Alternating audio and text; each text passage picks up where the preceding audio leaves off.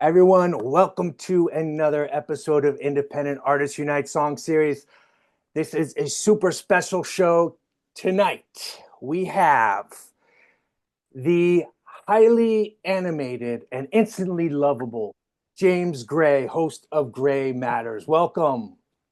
Thank you so much, Scott. I can't tell you how long I've been anticipating the invitation to be on this show. I'm like, when is he gonna run out of enough musicians to talk to, or he's finally gonna get around to me?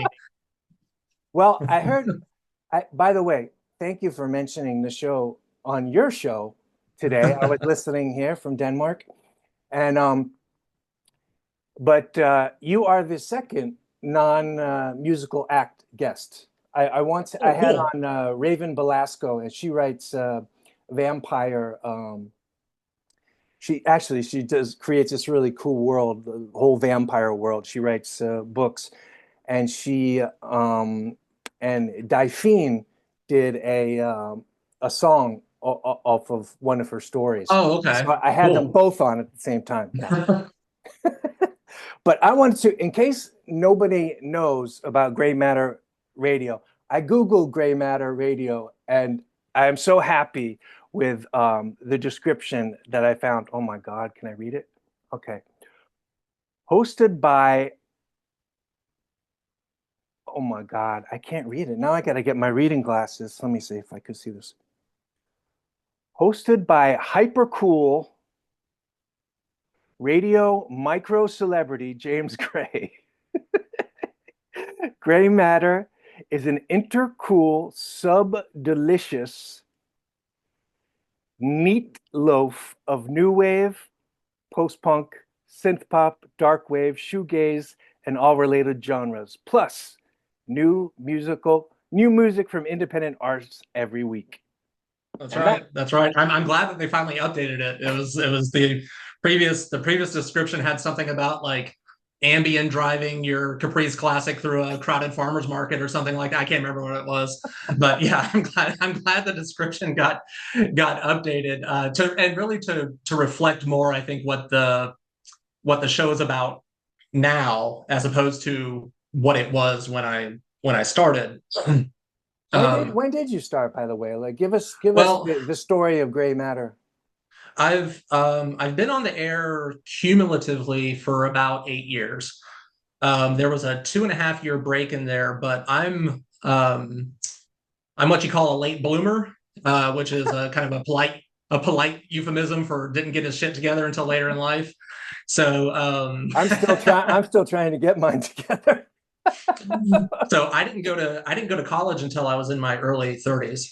And then I chose to go to Rollins College, which is where the radio station is located and with the Okay. college that it's associated with, because they had a radio station and because I always wanted to be on the radio in some form or another. I grew up idolizing Howard Stern, early Howard Stern, like Butt Bongo Fiesta Howard Stern, before he kind of became what he made fun of, which is like a celebrity that takes himself too seriously. But I wanted to do a show that was kind of a mix of music and like a little bit of Howard Stern and kind of like Mad Magazine, but on the radio.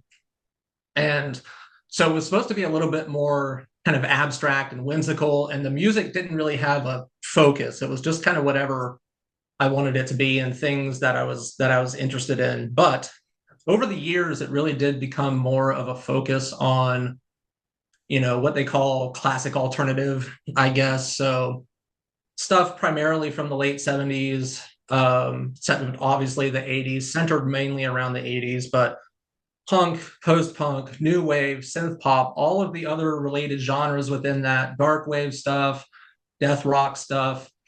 And I kind of focused in on that over the years. But in 2019, I was in grad school. I was in an exchange program in Lithuania for like 6 months.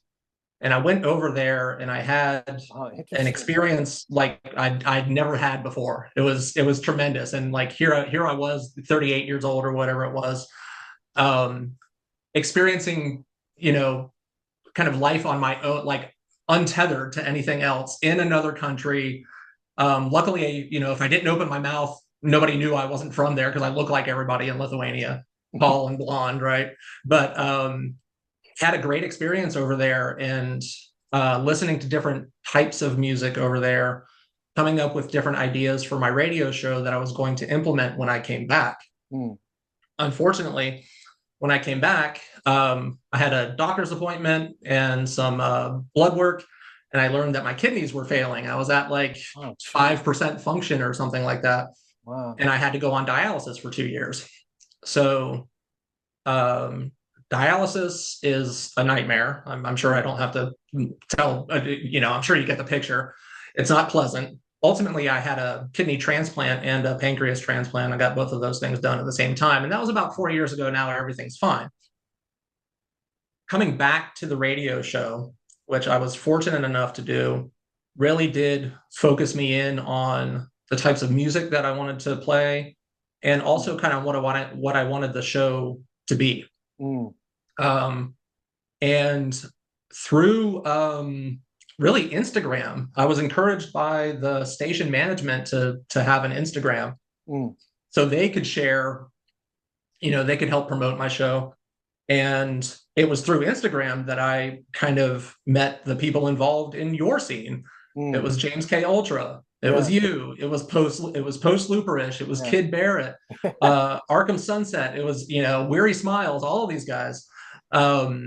And started playing that stuff and actually asking independent artists to send me their stuff, because I'd never really done that before. I had accepted it before, but I never solicited it before. Okay, yeah. And it opened up a whole new world for the show, and now it's become a little bit more part of something rather than just sharing music that kind of more or less everybody already knew, or stuff that was adjacent to what everybody already knew. And now bringing forth these really cool independent artists, trying to give them a little bit more of a platform than just, whether they're on streaming services or you're on your band camps or whatever it might be.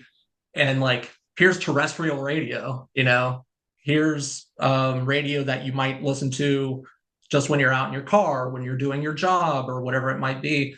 So that's kind of where Gray Matter is today. I still do a lot of the humor where I can. And jump back on. Yeah, I can. There we go. Again. Okay. All right, there we go. Sorry about that. Okay. Technical difficulties are like, a key part of this program. Well, I wasn't picking my nose or anything, was I? I lost the camera there for a while. No, all of a sudden you froze. I don't know what happened. Yeah. But how many people do you reach with Gray Matter Radio, roughly? Like, do you have numbers like for the live and the app together or something? And it's hard to tell because the radio station is not for profit. It's free form. It's community radio. It's college radio. So we don't sell advertising on the station. So they don't keep the stats. So there's no need to get numbers for the broadcast. Yeah. I mean, I have an idea of the streaming numbers because I can see those when I'm broadcasting. And I think for just streaming, I think for any given Saturday, I might have only between 20 and 30 streamers, and there's a caveat there that like at least 12 of those people are already tuned in when I come into the studio. So those are people that like passed out drunk or left their devices on or something like that. Like they're not tuned in for Gray Matter necessarily, but I do know that I have a lot more listeners that are listening through traditional terrestrial signals, whether it be in their car or whatever else. Because those people still reach out to me. But as far as how many people total, I couldn't tell you. But I think that is kind of the magic of any kind of radio, really, is that you never know who's listening and you don't know who you're reaching. So part of my part of the wonder that I feel for music, because I'm not a musician, I don't have a musical vocabulary to talk about music, but one of the things that I've always found fascinating about it and that draws me to not only listening to music, but to investigating more music is that you never know when a song is going to hit you. Mm, And sometimes it's something you've heard 100 times before, but it's the right time, it's the right mm, weather, it's the right chemicals in your mind, whatever's going on, and yeah. it hits you different. Sometimes it's something you've never heard before, and it grabs hold of you. So for my show, what I kind of envision is that somebody is driving around, or somebody is, I'm on at 7 in the morning here, so somebody is Mm, waking up and having their coffee and hearing something for the first time that is giving them that kind of novel emotion, mm, something you can't really describe as hard as you try, and maybe you don't even want to, because analysis is going to kill the feeling, right? But that they're going to hear something for the first time, and it's going to be a magic moment for them. Whether I accomplish that or not, I couldn't tell you, but it's something that I like to think I'm doing anyway. yeah, yeah. Well, I'm sure you are. And the other side of it is like the gift that you're giving to the independent artists. Like I can tell you, like just today, when you mentioned, when you said my name and you said Independent Artists Unite program, you're going to be on and tune into it. And then you said it again at the end. I literally got like goosebumps, like the hair stood up on my arms. And I'm like, I suddenly got this idea that was so cool about radio, and that's that there's all these people listening to the same song at the same time, Mhm. and that is like such a powerful, like energetic thing, That's one thing. Yeah. And another thing is that for some reason, music just sounds better on the radio. Like I don't You're know not what the first one to tell me I that. don't know what happens on your end of things or the technical aspect. I have no idea, but it just sounds crisper and a little bit louder, but not so much louder that there's distortion or like any kind of you know downside to the sound. You know what I mean? And Yeah, you're not the first one to tell me that. I have a listener who's, I think he's been with me for a couple of years now, and he found me through Instagram, and he streams from, I think he's in New York City somewhere. But he might be in Brooklyn. I don't know, wherever he is in New York City, but he streams and he checks in through the chat mm, almost every single week. And that's something that he says, that mm, even though he's heard this music before, he listens to a lot of the same stuff that I do. It somehow sounds better on the radio, and I've kind of taken that as a kind of a tagline for the show, when I can remember to use it. And that, yeah, you might hear something today, not just from an independent artist, but maybe an old classic, something from Christian Death or Yaz or Alphaville or whatever it might be. You're going uh-huh. to hear something today that you might be familiar with, but today it's going to sound better because it's coming from the radio, Yeah. and it's coming from a curated playlist. I mean, obviously Mm, it goes without saying that we've lost kind of the magic of the live DJ mm, throughout the years, as corporate radio stations have gotten bigger and they've kind of honed in on just like, we know exactly what to play to have the most listeners. And that's their business. I can't say I agree with it necessarily, but that's what it is. mm, And they know how to sell their advertising. They know what the advertisers want. mm, And so when you listen to, whether your top 40 station or even your classic rock radio station, which has more or less become top 40 radio at this point, where you're going to hear the same, not only the same handful of bands, but really just the same handful of songs from those bands. Um, and the genres or the radio formats or whatever have become so watered down. The novelty and the kind of impact of a live DJ curating a playlist, not just playing what they're told to play or mm, what they have to play, Yeah. but Yeah. I put this together for my audience. Yeah. And there's an art to that. That's, you Yeah. know, and Well, I like to think there is. I don't know how well I don't know how well I do it, well, but I want to say I feel like I mean, who am I? But I feel like your music taste is impeccable. You know, I mean, I guess we're just like cut out of the same cloth because I just like enjoy everything that you play. You know, but I really well, noticed thanks. that with the post Slooperish song that you played today, because I had added that to my playlist and I was promoting it, and it just sounded so good today on the radio. I was like, whoa.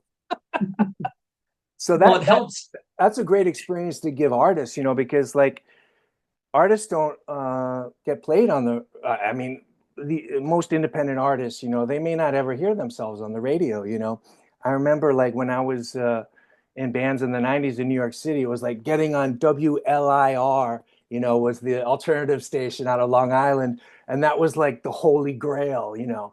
And they had like I think it was like on Sunday nights or something, they featured local artists, and my band song got on there, and it was like, you know, we were like jumping up and down and shit. You know? Yeah. Of course. I mean, how special is that? But also, it is once again that not knowing who's listening, and like for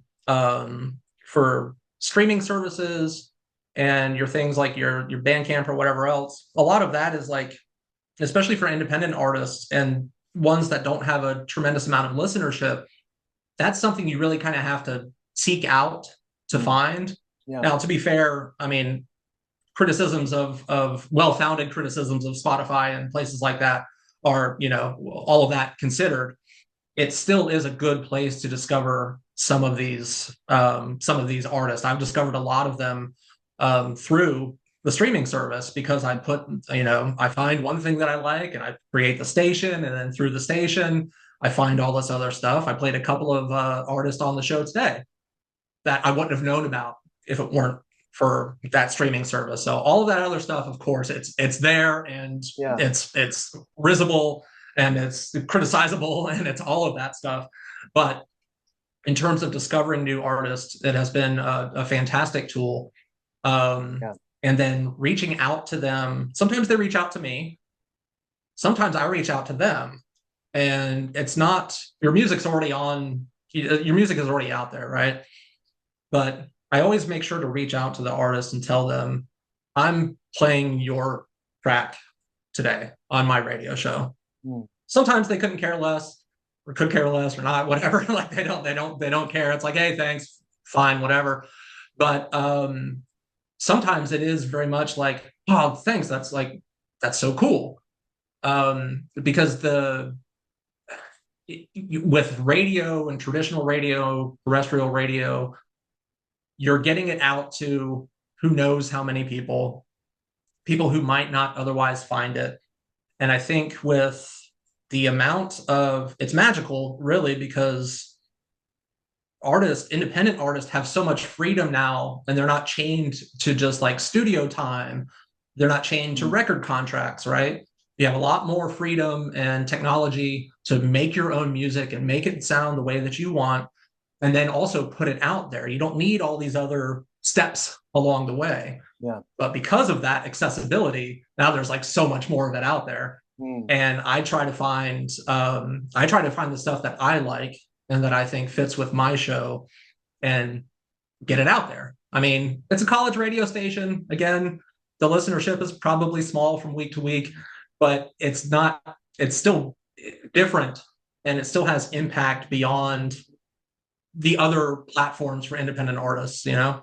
Yeah. Yeah. And you never know what kind of like connectivity is happening. Like for instance, today I had a guy send me a message that said he actually said, I was listening to Gray Matter radio show, and you know James plugged your show, and then that led him to look at my profile and look at the latest collab, you know, that I did with Hex Forms and Nakamoto Shadow, and he liked that and he commented on that. And then he sent me a personal message and said, "Hey, Scott, I heard that, and I just want to let you know this song really touches me, and I Nice. really felt this, and now, and so now he's a follower, he's following me on Mhm. Instagram. So it's really cool that you mention also, because you always mention, hey, follow this person on Instagram or whatever, because Mhm. it's one thing to hear it by chance, and then it's another thing when you follow someone and then they're always going to see what you're doing next, and that Yeah. builds and builds and builds. Yeah, absolutely. Even though my part might be small, I think it's still, I try to make it important anyway. And whether, you know, one thing I always encourage the listeners to do is to support the independent artists that they hear, right? Mm. And that support can look like a lot of different things. But I always make sure to say, like, obviously, if you like what you hear, go check out more.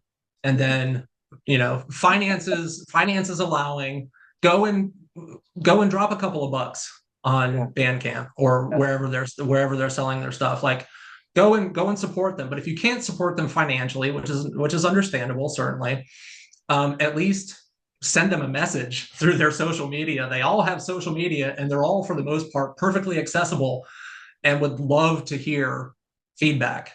Mm. When I'm listening to stuff, even with artists that I've been listening to for a long time, if they submit their new single to me or something like that, and it does that thing, I've got to let them know. Yeah. I've got to send them a message. I've done that I don't know how many times to all the various independent artists at one point or another. I said, I think James K. Ultra was one of the last, where he came out with Consumer, Mm. and I was like, this is mind-blowing stuff to me. And again, I don't have a musical vocabulary, but I'm like, I sent him a voice message actually, and I was like, that hand clap thing that's in there with all the reverb and the echo and everything. I was like, you Yeah. do it better than anybody else. Like, I love it. And he sent me a message back, but I always do that, because as somebody who I don't get a lot of feedback on the radio. That's kind of one of the natures of the beast, right? Is that you are talking to who knows. Who knows? You're not Into getting the void. yeah. Yeah. There's no visual cues. There's nobody nodding their head. There's nothing like that. It's just me and the microphone in the studio. And at the time of day that I'm on, there's nobody else even in the building, right? So I'm basically talking to myself. And so I appreciate that feedback. And I always try to give that to the artists as well. In some cases, or for some reason, because I think you're not putting it out there for no reason, right? You're you're creating something, and you're putting it out there. And as an artist, I'm sure you understand that, like, you create something and you put it out there, and once you put it out there, you really lose control of the interpretation of that thing. It's not only yours anymore, right? Mhm. And you put it out there, and then those who have the ears to hear, let's say, I think I purloined that from the Bible, and I think I'm probably misusing it somehow, but the I'm, people who appreciate it, I'm sure they were misusing it too. well, the people who appreciate it, who connect with it, are the ones who are going to respond to it. Yeah. So when something connects with me in that way, I always make sure to tell the artist, like, whatever you meant, whatever your interpretation of it when you were creating it, whatever meaning you kind of had in store or had in mind when you created this thing, whatever personal meaning you have, that's still there. But this connected with me in this way. Mm. And, it's given me that novel, indescribable emotion, that it's so much different than all the other emotions you might feel throughout the day, which, if you were really challenged, you could sit down and write them all down, and you could be like, and use language and words that would connect with others, and you could all more or less be on the same page. But with music, it's different. You Mm. get novel emotions Yeah. that you can't describe, right? So I want to make sure that the artists know that as well, and I always encourage the listeners to do the same. Like, why you don't have anything to lose by giving somebody a compliment, right? Or letting them Yeah, know that they've yeah, done something important. yeah. I do the same thing. Yeah, it's well, I know James really appreciated that compliment because he is like such a like mad scientist genius. Mm. He's so careful about every little sound and every little and as it comes in and goes out and da, da, da. I just know from working on him with 2 years, he's like, he like gets a mix to a point and then he goes and does microsurgery on it. So nothing is everything is like an exact science to him. So I'm sure he appreciates that. But I mean, it's the greatest gift to any artist. That's what I said to this guy today as well. I said, this is the greatest gift for an artist is to hear this, that you touch someone, you know. I mean, that really is like the dream come true, Mhm. rather than yeah, whatever house in Ibiza or whatever the hell it is, or whatever I used to want as a child. I don't remember. Sure, sure. But I wanted to Well, mention we another all thing too that when you said you don't know who you're talking to, you're just kind of talking into the void, but you're so good at connecting to us out here that are out here because it's like I'm happen to be living a very solitary life right now myself. And I like went to the store and I had you in my ears and you went on this little tangent about, hey, it's just you and me here. We're just hanging out and we're gonna listen to some songs and it's just you and me and we're just gonna hang out today together, And yeah, yeah. it made me feel good, you know what I mean? So I I think think it's a real gift that you have there. well, thank you. I appreciate it. The approach that I've tried to bring to it, especially after my illness, Mm, which has, really, I don't want to say put things in perspective because I feel like that's almost too cliche to really mean anything anymore, but mm, it certainly did kind of shine some light, I guess, on different things for me. And one of the things that I want to accomplish with the radio show, if there's anything that can be accomplished, is to get away from this idea that I think has become so prevalent one way or another in society. And I think it's always been there, but I think now it's even stronger, partly because of social media and allowing ourselves to just like express whatever we want to express when we want to express it. But this idea that our preferences, the things that we like, that we choose to engage with, but really just our preferences are somehow correct or somehow mm, right. I like this band because logically it makes sense to like this band. You try to justify your preferences by saying technically it's superior to some other band or whatever, and you start making these kind of subjective, kind of idiotic hierarchies mm, with this is better than this, and this is better than the other thing, and this is superior, and that's why I listen to them. And then you find that when you're creating these, again, totally subjective hierarchies, mm, that of course your tastes or your thoughts or whatever just magically find themselves towards the top of that hierarchy, right? Like you're creating it, so of course you're going to be somewhere at the top.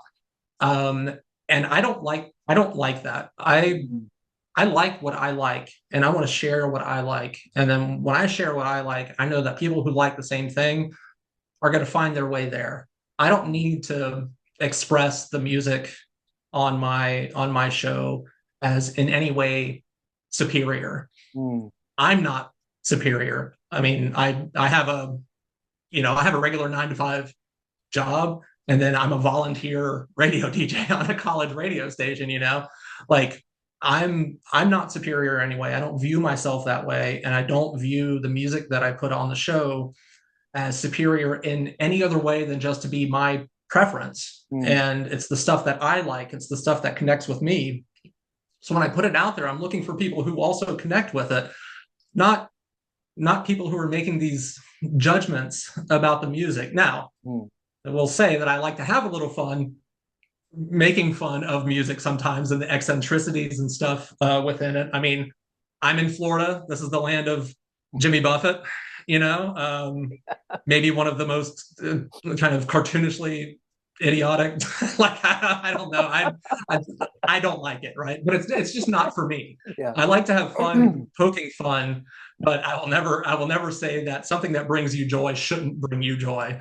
You Yeah. know, if you like Jimmy Buffett, Scott, I know you love Jimmy Buffett. If you like Jimmy Buffett, listen to your Jimmy Buffett. It's okay. Well, I actually I went to spring break to the Florida Keys, you know, Oh yeah. Key West and stuff. So I think we actually were at Jimmy Buffett's bar. He's got a bar there along there. Yeah. I just want to see how much time we have here. Well, we have about 5 minutes. I've got the cheap version of Zoom, so it cuts Yeah, down to sure, a half sure. hour. But I wanted to mention the thing about the health crisis that you have because I've experienced the same thing myself, and what I've realized is afterwards what it was is like I discovered like authenticity, you know? It's like I just want to be me, like many of the things that you're saying. Like I am Mhm. just me, I just do what I do, and it comes from an honest place, and that's it, you know? Yeah, And that's like something like really valuable, you know, that comes out of having some kind of crisis like that, I think. yeah, absolutely. And the thought that I mean, I've watched Independent Artists Unite now for a while, and I know a little bit about your health issues and Yeah. things that you've experienced in the past.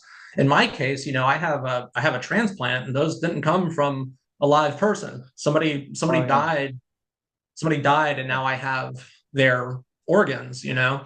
And I don't feel any particular I don't feel like I have to do something because of that.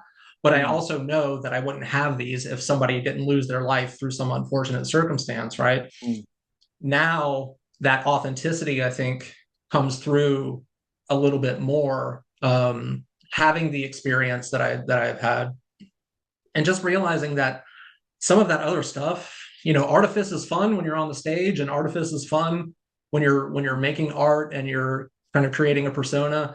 But I don't need it in day-to-day life. I don't need it in I don't need to create a persona necessarily or have some sort of mask or veil just when I'm living. And then when I want to do my radio show, I want that to be perhaps an exaggerated version of me, but not too much. It's still me. It's still, you know, gray matter is still me. And it's stuff that Mm. I love. And the enthusiasm that I hope comes through the radio is the enthusiasm that I truly feel for everything that I play on there, whether it be independent or major label or a band that only had one put out one EP and then disappeared for the rest of time. Like I love all of it, and I want to make sure that I'm sharing that, you know, authentically. Well, I think that really comes through, and I mean, you have to love it because, like, neither one of us are, you know, making bank on our pursuits. You have to do it because you love it and you really want to support independent artists. Who that's all I listen to now. I mean, you mentioned with the Evil Giant Spotify, but yeah, on Release Radar, like every Friday.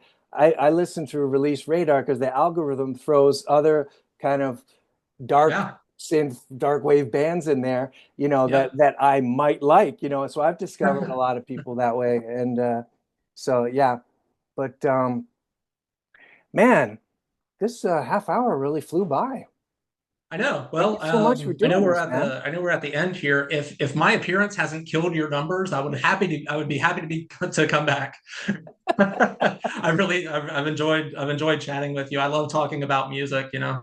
Yeah, well, hey, from independent artists everywhere, thank you for what you do Well, they because can always, if you it's don't very mind, if special. they can always send me their stuff, just reach out to me through the Gray Matter Instagram. It's Gray Matter underscore radio on Instagram. Shoot me a message, send me your stuff. Like I'll, if it's even mildly related to the stuff that I play on the air, I'll find a place for it. Like Yeah, I will play your stuff. everybody follow Gray Matter and do yourself a favor and listen to the show. Um, Also, you don't have to, we should mention, you don't have to catch the show when it's airing live. You can go to the website. Yeah, you can go Listen to to, it. there's a website called spinatron.com that Yeah. radio stations use to log what they play. And it's If all you go to archived there. Yeah. yeah, spinatron.com, search for WPRK, which is the radio station, like WPRK, almost like WKRP, but WPRK.